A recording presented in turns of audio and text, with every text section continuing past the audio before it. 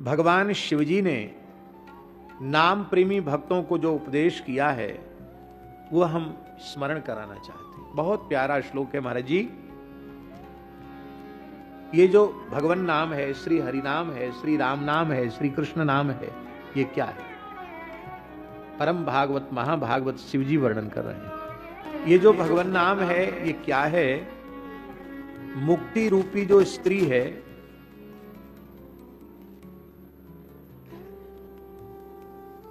उसके दोनों कानों का कुंडल है श्री राम नाम, श्री हरि नाम। इसका तात्पर्य क्या है? मुक्ति रूपी स्त्री का कर्णफूल है, कानों के कुंडल हैं राम नाम। इसका अर्थ है कि सौभाग्यवती माताओं के सौभाग्य का द्योतक है कुंडल। इसका तात्पर्य है कि नाम संबंध यदि नहीं है तो मुक्ति भी विधवा के समान है, वो जीव का कल्याण नहीं कर सकती। संसार चक्र से, अविद्या माया से, विकारों से, कली के दोषों से मुक्ति उसी की होगी जो हरिनाम का अनन्य भाव से आश्रय लेगा। और सब साधन करे किंतु नाम साधन पर जोर न हो तो सब कुछ किया कराया भी व्यर्थ हो जाएगा। और कुछ बने न बने, केवल नाम के प्रति अपना संपूर्ण समर्पण हो तो बिना ज्ञान कर्म, बिना ज्ञान योग, बिना कर्म योग, बिना भक्ति योग के केवल और केवल नाम योग से वह जीव अविद्या माया से मुक्त हो जाएगा, संस्कृति के चक्र से छूट जाएगा। ये तात्पर्य है भगवान शिव के कहने का कि मुक्ति रूपी स्त्री के सौभाग्य का द्योतक है राम नाम, उनके कुंडल हैं श्री राम नाम। और कैसा है? मतलब यह है कि विधवा के समान वह अदर्शनीय, अशोभनीय है मुक्ति जिसमें श्री राम नाम न हो। तात्पर्य है कि इसलिए साधक को प्रत्येक अवस्था में नाम का रटन करना चाहिए। अब राम नाम, कृष्ण नाम, हरि नाम में कितने वर्ण हैं? 2। हरि, कृष्ण, राम, 2 वर्ण हैं। भगवत प्राप्ति की व्याकुलता ये बिना राम नाम के जप के जगेगी नहीं, ये बात बिल्कुल पक्की है, सत्य है, इसमें किसी भी प्रकार का कोई संदेह नहीं है। इसलिए अन्य अन्य साधन जीवन पर्यंत करते रहो, केवल राम नाम का यदि आपने आश्रय नहीं लिया तो शरीर संसार से वैराग्य, भगवान के प्रति अनुराग और भगवत दर्शन की व्याकुलता ये बिना हरि नाम के आश्रय के तो जग ही नहीं सकती। अब ये विचार करना चाहिए, जो लोग नाम का आश्रय लेकर के पड़े हैं उन्हें यह विचार करना चाहिए कि हमारी व्याकुलता कितनी बड़ी है भगवान के दर्शन के लिए। इसका अर्थ ये मत लगा लेना कि अब तक का किया हुआ नाम व्यर्थ चला गया। धोखे से भी प्रसंगवश एक बार हरिनाम जो जिह्वा से उच्चरित हो गया है वह भी महाप्रलय तक भी नष्ट होने वाला नहीं है। प्रत्येक नाम का जप अक्षय है, किंतु उसकी अनुभूति तो हमको होनी चाहिए। अनुभूति कैसे हो? नाम की महिमा में कोई अंतराय नहीं है, कोई न्यूनता नहीं है। नाम जपने की जो पद्धति है उस पद्धति का हम आदर नहीं कर रहे हैं। नहीं तो नाम के आश्रय से तत्क्षण शरीर संसार से तीव्र वैराग्य और भगवत चरणारविंद में प्रतिक्षण वर्धमान अनुराग प्रकट होता है।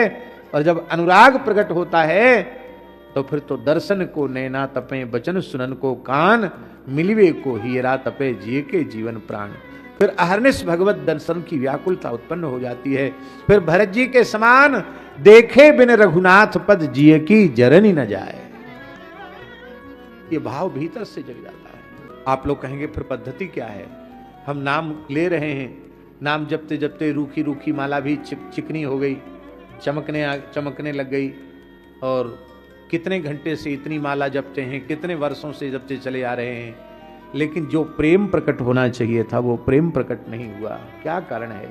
इसका विचार नामाश्रयी भक्तों को अवश्य करना चाहिए। आपके नाम का उच्चारण करते ही हमारे नेत्रों से अविरल अश्रु प्रवाह चलने लग जाएगा। हृदय प्रेम से इतना द्रवित हो जाएगा कि हृदय भर आएगा, कंठ भर आएगा भर्राए हुए कंठ से नाम निकलेगा। आपके नाम का श्रवण करते ही, नाम का उच्चारण करते ही शरीर में रोमांच हो जाएगा। कब ऐसा अवसर आएगा कि आपके नाम स्मरण करते ही, नाम श्रवण करते ही नेत्रों से अविरल अश्रुधारा, हृदय भराएगा, कंठ भराएगा, और कब हमारे शरीर में रोमांच हो जाएगा। और ये बात पक्की समझिए बिहारी लाल जी, ये अवस्था आते ही सर्वत्र भगवत दर्शन होने लग जाता है। उसका एक बड़ा सूक्ष्म रहस्य है, सबके बीच में कहने योग्य नहीं है, लेकिन कह देते हैं। भगवान के सर्वगत, सर्वरूप, सर्वमय स्वरूप की अनुभूति में सबसे बड़ी बाधा क्या है? शरीर संसार का अध्यास, शरीर संसार की स्मृति, यही सर्वगत, सर्वरूप, सर्वमय भगवान के साक्षात्कार में बाधक बन रही है। इसलिए इस प्रेम की अवस्था के उदित होते ही शरीर संसार की विस्मृति हो जाएगी, और पूर्ण विस्मृति होते ही जिधर नजर पड़ेगी उधर प्रियतम ही दिखाई पड़ेगी। गोपियों को ये दशा होती तो सर्वत्र कृष्ण दिखाई पड़ते हैं, ठाकुर जी को ये दशा होती तो सर्वत्र राधा रानी दिखाई पड़ती है। जय राम जय राम जय जय राम, जय राम जय जय राम, श्री राम जय राम जय जय राम, श्री राम जय राम जय जय राम, श्री राम जय राम जय जय राम, राम जय राम जय जय राम। इतना ऐसा प्रवाह चलता था, अविरल प्रवाह, प्रेम प्रवाह। हृदय की उड़ान,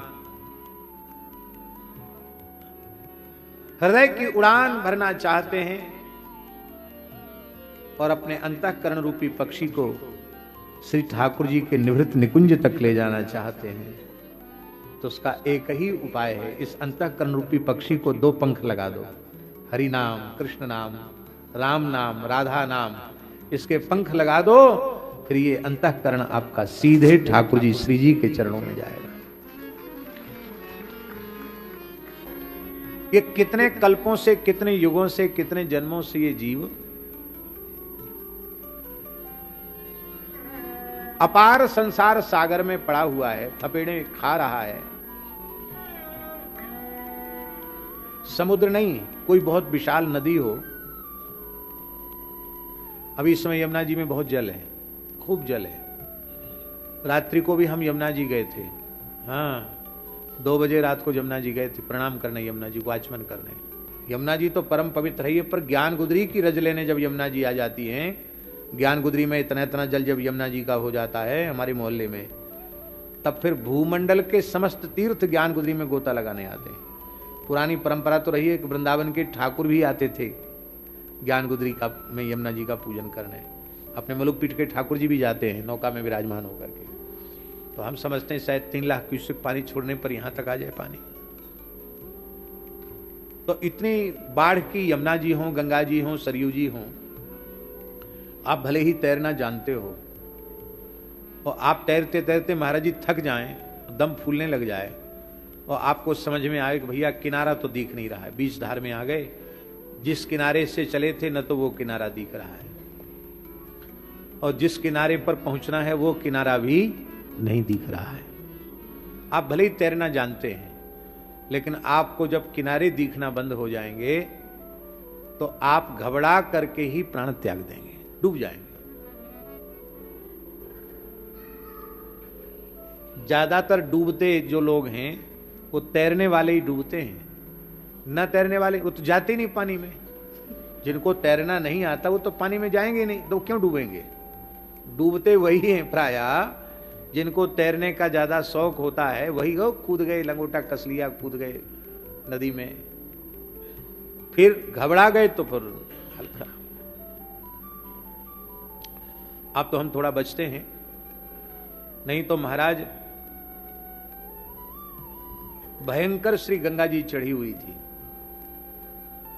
और 1 महीने की कथा हो रही थी शुकताल में। इनमें से कोई नहीं था, उनमें था कोई उस समय का साक्षी है कोई? और हम लोग सवेरे सवेरे घूमने गए, अपने राम, गोरीलाल कुंज वाले महाराज जी और गोलोक धाम वाले महाराज जी, पूज्य श्री स्वामी गोपाल शरण देवाचार्य जी महाराज। तो गोरेलाल जी वाले भी जल के प्रेमी हैं और गोपाल शरण देवाचार्य जी महाराज गोलोक धाम वाले महाराज भी जल के प्रेमी हैं, पर विशेष प्रेमी अपने राम है। वो गंगा जी का जल, वो बाढ़ की गंगा जी, आप थे योगेंद्र जी? नहीं थे, ये नहीं थे। 2010 की बात है कि 16 की बात। तो महाराज जी क्या हुआ कि पुल से छू रही थी गंगा जी और हम पुल से ही कूद गए, गंगा जी में कूद गए, छलांग लगा दी। अब हमारे पीछे पीछे छलांग लगा दी गोरेलाल जी वाले महाराज जी ने और गोलोक धाम वाले महाराज जी ने, और भी पीछे पीछे कुछ वीर पुरुष थे, वो भी कूद पड़े, लेकिन सबके दम फूलने लग गए, सब इधर उधर रह गए और हम 3 मूर्ति बीच में। महाराज जी बोले अब तो हिम्मत जवाब दे रही। बोले अरे आपने क्या किया, आपके पीछे हम लोग भी कूद गए। गोलोक धाम वाले महाराज बोले तो गंगा जी का तो कोई पारावारी नहीं, कोई किनारा नहीं दिख रहा है। मैंने कहा ऐसा करो, घबराओ बिल्कुल मत, गंगा जी की शरण हो जाओ, हाथ पैर हिलाना भी बंद कर दो, जहां बह रही है बहने दो, डूबेगा नहीं शरीर। जिसकी शरण हो जाओगे वही लाज रखेगा। गंगा जी की शरण हो जाओ, आप तैरना बंद कर दो तो नहीं डूबोगे। घबराहट में व्यक्ति डूबता है, तैरना बंद कर दो, निश्चेष्ट हो जाओ, डूबोगे नहीं, चाहे जितना गहरा पानी हो।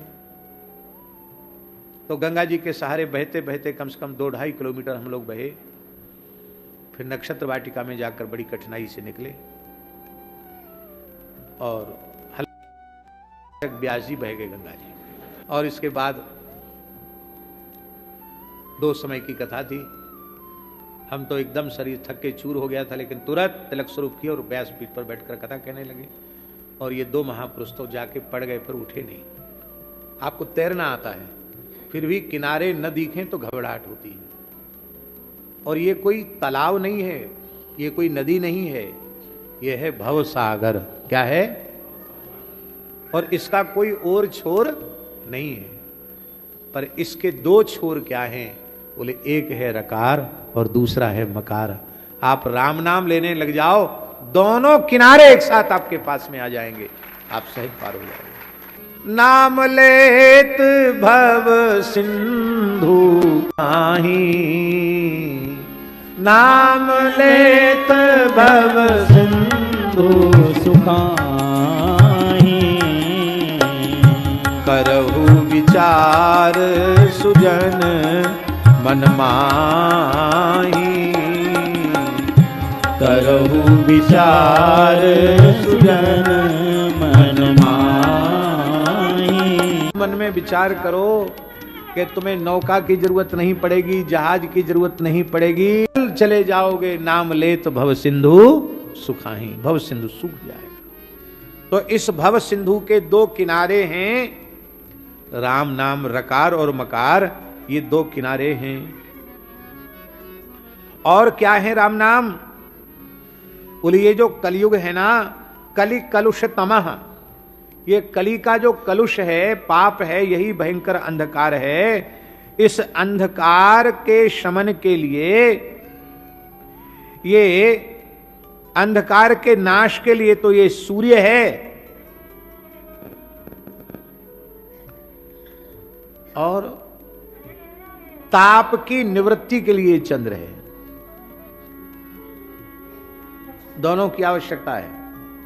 अंधकार की निवृत्ति के लिए सूर्य की आवश्यकता है, और भयंकर जेठ की दोपहरी में जो तपन हुई है, भयंकर लपट चल रही है, लू चल रही है, उस ताप की निवृत्ति के लिए पूर्णिमा के चंद्रमा की जरूरत है। तो रकार यदि सूर्य है तो मकार चंद्रमा है, हकार यदि सूर्य है तो रिकार चंद्रमा है, ककार यदि सूर्य है तो नकार चंद्रमा है। ये हरि नाम, राम नाम, कृष्ण नाम, यही सूर्य चंद्र है। अर्थात इनका आश्रय जब साधक ले लेता है तो उसके जीवन में कलयुग का अंधकार नहीं रहता और अविद्या का पाप ताप संताप नहीं रहता है, कोई तपन नहीं रहती। और ये कैसा है? ये पुण्य रूपी जो वृक्ष है,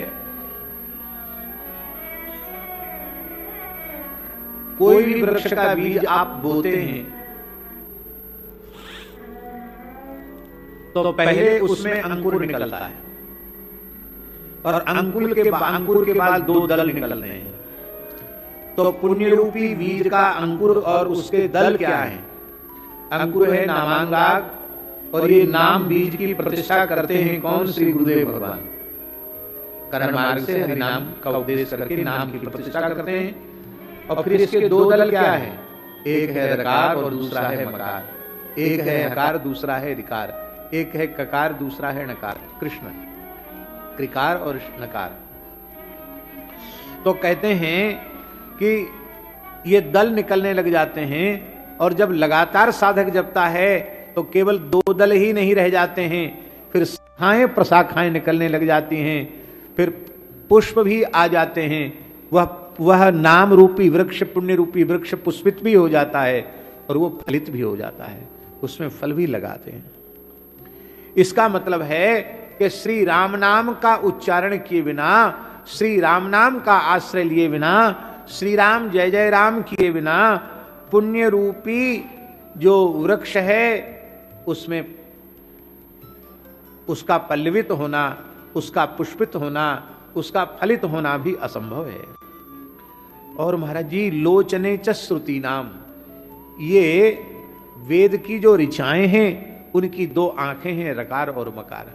इसका मतलब है बिहारी लाल जी के चारों वेद कंठस्थ कर लिए और सस्वर कंठस्थ कर लिए, घन पाठ जटा पाठ सब आपको अभ्यास में आ गया, पर श्री राम नाम में यदि प्रेम नहीं हुआ तो आपकी वेद की ऋचाएं अभी नेत्रों से शून्य हैं, अंधी हैं।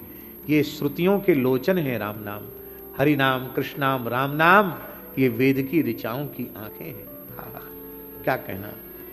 इसका तात्पर्य है कि जैसे बिना आंखों के कुछ दिखाई नहीं पड़ता, ऐसे ही बिना नाम के वेदों का रहस्य भी समझ में आने वाला नहीं है। राम नाम के सहारे ही वेद में सब कुछ आपको समझ में आएगा। बिना राम नाम के वेद भी अंधे हैं। तो इसका मतलब है जब वेद अंधे हैं तो बिना नाम जपे खाली वेद पढ़ने से भी कुछ होने वाला नहीं है।